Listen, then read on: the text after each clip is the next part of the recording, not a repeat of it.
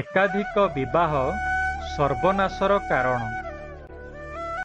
ମଣିଷ ସବୁବେଳେ ନିଜ ଅତୀତରୁ ଶିଖିଥାଏ ଏବଂ ତାକୁ ବର୍ତ୍ତମାନ ଓ ଭବିଷ୍ୟତରେ ପ୍ରୟୋଗ କରିଥାଏ। ଆମର ପୁରାଣରେ ଏହିଭଳି ଅନେକ ଉଦାହରଣ ରହିଛି ଯେଉଁଥିରେ ଅନେକ ମହାତ୍ମା ଏକାଧିକ ବିବାହ କରିଛନ୍ତି। ଏକାଧିକ ନାରୀ ବା ଏକାଧିକ ପୁରୁଷଙ୍କ ସହିତ ବିବାହ ବନ୍ଧନରେ ସେମାନେ ବାନ୍ଧି ହୋଇଛନ୍ତି। ସେମାନଙ୍କ ଗର୍ଭରୁ ଅନେକ ସନ୍ତାନ ସନ୍ତତି ଜାତ ହୋଇଛନ୍ତି। କିନ୍ତୁ ଭବିଷ୍ୟତରେ ସେମାନଙ୍କର ଦୁଷ୍ପରିଣାମ କ'ଣ ହୋଇଛି, କିଭଳି ଭାବରେ ବଂଶନାଶ ହୋଇଛି, ସେହି ବିଷୟରେ କେତେଗୁଡ଼ିଏ ଉଦାହରଣ ଆପଣଙ୍କ ଆଗରେ ଆଜି ପ୍ରସ୍ତୁତି କରୁଛି। ମହର୍ଷି କଶ୍ୟପଙ୍କ ବିଷୟରେ ଆପଣମାନେ ନିଶ୍ଚିତ ଭାବରେ ଜାଣିଥିବେ। ସେ ଥିଲେ ବ୍ରହ୍ମାଙ୍କର ପୁତ୍ର ମରିଚଙ୍କର ସନ୍ତାନ। କଶ୍ୟପ ଋଷି ଦକ୍ଷ ପ୍ରଜାପତିଙ୍କର 13 ଜଣ କନ୍ୟା ଅଦିତି, ଦିତି, ଦନୁ, ଅରିଷ୍ଟା ଏହିଭଳି 13 ଜଣ କନ୍ୟାଙ୍କ ସହିତ ବିବାହ ବନ୍ଧନରେ ବାନ୍ଧି ହୋଇଥିଲେ, ଯେଉଁମାନଙ୍କ ଗର୍ଭରୁ ଦେବତା, ରାକ୍ଷସ, ମାନବ, ସର୍ପ, ଗନ୍ଧର୍ବ, ପଶୁ, ପକ୍ଷୀ ଇତ୍ୟାଦି ସୃଷ୍ଟି ହୋଇଛନ୍ତି। ବର୍ତ୍ତମାନ ମଧ୍ୟ ସତ୍ୟଯୁଗରୁ ଆରମ୍ଭ କରି କଳିଯୁଗ ପର୍ଯ୍ୟନ୍ତ ମଧ୍ୟ କେତେଜଣ ଦୁର୍ବୃତ୍ତ ରାକ୍ଷସଙ୍କ ଯୋଗୁଁ ପରସ୍ପର ଭିତରେ ସେମାନଙ୍କର ସଂଗ୍ରାମ ମହାସଂଗ୍ରାମ ଚାଲି ଆସିଛି, ଯାହାକି ସୃଷ୍ଟି ପାଇଁ ମଝିରେ ମଝିରେ ବିଭିନ୍ନ ପ୍ରକାର ବିଡ଼ମ୍ବନା ତିଆରି ହେଉଛି। ହିରଣ୍ୟ କଶ୍ୟପ, ହିରଣ୍ୟାକ୍ଷ ଏଇମାନେ ମଧ୍ୟ କଶ୍ୟପ ଋଷିଙ୍କର ପୁତ୍ର, ଯେଉଁମାନଙ୍କର ଧ୍ୱଂସଲୀଳାକୁ ସମାପ୍ତ କରିବା ପାଇଁ ଭଗବାନ ବିଷ୍ଣୁଙ୍କୁ ମଧ୍ୟ ଅବତାର ନେବାକୁ ପଡ଼ିଥିଲା। ରାଣୀ ବିନିତାଙ୍କ ପୁତ୍ର ଗରୁଡ଼ ଏବଂ ରାଣୀ କଦ୍ରୁଙ୍କ ପୁତ୍ର ନାଗମାନଙ୍କ ମଧ୍ୟରେ ଏବେ ବି ଶତ୍ରୁତା ଲାଗି ରହିଛି। ସେହିପରି ଚନ୍ଦ୍ରଦେବଙ୍କୁ ମଧ୍ୟ ବହୁ ବିବାହର ପରିଣତି ଭୋଗିବାକୁ ପଡ଼ିଥିଲା। ଦକ୍ଷ ପ୍ରଜାପତିଙ୍କର 27 ଜଣ କନ୍ୟାଙ୍କୁ ଚନ୍ଦ୍ରଦେବ ବିବାହ କରିଥିଲେ, କିନ୍ତୁ ତାଙ୍କର ଅତି ପ୍ରିୟ ଥିଲେ ସେମାନଙ୍କ ମଧ୍ୟରେ ରୋହିଣୀ। ରୋହିଣୀଙ୍କ ପ୍ରତି ତାଙ୍କର ଅତ୍ୟଧିକ ଭଲ ପାଇବା ଅନ୍ୟ ସ୍ତ୍ରୀମାନଙ୍କୁ କଷ୍ଟ ଦେଇଥିଲା। ସେମାନେ ଯାଇ ନିଜ ପିତା ଦକ୍ଷଙ୍କ ଆଗରେ ଏକଥା ଅଭିଯୋଗ କରିଥିଲେ। ଦକ୍ଷ ପ୍ରଜାପତିଙ୍କର ଅଭିଶାପ ଯୋଗୁଁ ଚନ୍ଦ୍ରଦେବ ନିଜର କାନ୍ତି ବା ତେଜ ହରାଇଥିଲେ।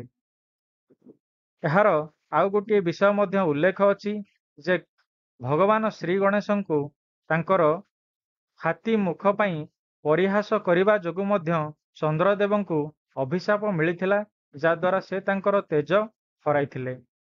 ଶେଷରେ ଚନ୍ଦ୍ରଦେବ ଶିବଙ୍କୁ ପୂଜା କରି ଶିବଙ୍କର ଆଶୀର୍ବାଦ ପାଇଥିଲେ, କିନ୍ତୁ ଅଭିଶାପଗ୍ରସ୍ତ ଥିବାରୁ ତାଙ୍କର ତେଜ ସମ୍ପୂର୍ଣ୍ଣ ରୂପେ ସେ ଫେରି ପାଇ ନଥିଲେ। ଆଜି ମଧ୍ୟ ଅମାବାସ୍ୟା ଏବଂ ପୂର୍ଣ୍ଣିମା ଚନ୍ଦ୍ରଙ୍କର ଏହି ତେଜକୁ ନିୟନ୍ତ୍ରଣ କରୁଛି। ମାସକର 15 ଦିନ ସେ ତାଙ୍କର ତେଜ ଧୀରେ ଧୀରେ କ୍ଷୀଣ ହେବାରେ ଲାଗୁଛି ଏବଂ ପୁଣି 15 ଦିନ ଶୁକ୍ଳ ପକ୍ଷରେ ତାଙ୍କର ତେଜ ବା ଜ୍ୟୋତି ବଢ଼ିବାରେ ଲାଗିଛି। ଯେଉଁ ଶିବଲିଙ୍ଗଙ୍କୁ ଚନ୍ଦ୍ରଦେବ ପୂଜା କରିଥିଲେ, ସେହି ଶିବଲିଙ୍ଗ ଆଜି ସୋମନାଥ ନାମରେ ବିଖ୍ୟାତ ହୋଇଛି ଏବଂ ଚନ୍ଦ୍ର ଶିବଙ୍କର ମଥାରେ ଥିବାରୁ ଶିବ ସ୍ୱୟଂ ଚନ୍ଦ୍ରଶେଖର ନାମରେ ବିଖ୍ୟାତ ହୋଇଛନ୍ତି। ଋଷି ପୁଲସ୍ତ୍ୟଙ୍କ ପୁତ୍ର ବିଶ୍ରବା 3 ଜଣଙ୍କୁ ବିବାହ କରିଥିଲେ, ଇଲବିଦ, କେକଶୀ ଏବଂ ରାକା।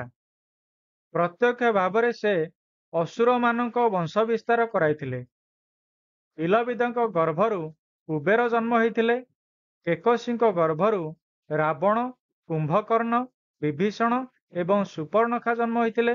ଏହା ସହିତ ରାକାଙ୍କ ଗର୍ଭରୁ ଖର, ଦୂଷଣ ଏବଂ ଅହିରାବଣ ଜନ୍ମ ନେଇଥିଲେ। ରାଜା ଦଶରଥଙ୍କର ମଧ୍ୟ 3ଟି ରାଣୀ ଥିଲେ, କୌଶଲ୍ୟା, କୈକେୟୀ ଏବଂ ସୁମିତ୍ରା।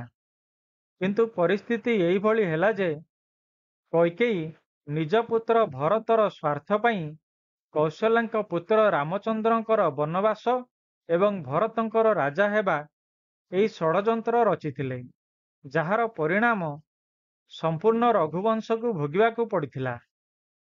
ଜଣେ ମହାନ ଭରତବଂଶୀ ରାଜା ଶାନ୍ତନୁ ନିଜର ସଉକ ପାଇଁ ଦ୍ୱିତୀୟ ବିବାହ କରିଥିଲେ। ଗଙ୍ଗା ନିଜ ପୁତ୍ର ଦେବବ୍ରତଙ୍କୁ ଛାଡ଼ି ଚାଲିଯିବା ପରେ ଶାନ୍ତନୁ ସତ୍ୟବତୀଙ୍କ ପ୍ରତି ବିମୋହିତ ହୋଇ ତାଙ୍କୁ ବିବାହ କରିଥିଲେ। ବିବାହ ବୟସରେ ଉପନୀତ ଦେବବ୍ରତ ଭୀଷ୍ମ ପ୍ରତିଜ୍ଞା ନେବା ପରେ ଶାନ୍ତନୁ ଏବଂ ସତ୍ୟବତୀଙ୍କ ଗର୍ଭରୁ ଜନ୍ମ ନେଇଥିଲେ ଚିତ୍ରାଙ୍ଗଦ ଏବଂ ବିଚିତ୍ରବୀର୍ଯ୍ୟ। ତାପରେ ଧୃତରାଷ୍ଟ୍ର ଓ ପାଣ୍ଡୁ, ଯାହାକି କୌରବ ଏବଂ ପାଣ୍ଡବମାନଙ୍କର ଉତ୍ପତ୍ତି ଏବଂ ମହାଭାରତ ଯୁଦ୍ଧର ମୂଳଦୁଆ ବା ମଞ୍ଜି ପୋତି ଦେଇଥିଲା। ଭଗବାନ ଶ୍ରୀକୃଷ୍ଣଙ୍କ ବିଷୟରେ ଯେତେ କହିଲେ ବି ସରିବନି। ହରି ଅନନ୍ତ, ହରି କଥା ଅନନ୍ତ।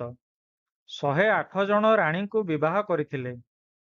ସେମାନଙ୍କ ଭିତରେ ରୁକ୍ମିଣୀ, ସତ୍ୟଭାମା, ଜାମ୍ବବତୀ ଇତ୍ୟାଦି 8 ପାଟବଂଶୀ ଥିଲେ। ସେମାନଙ୍କ ଗର୍ଭରୁ ଯାଦବ କୁଳ ଜନ୍ମ ନେଇଥିଲା।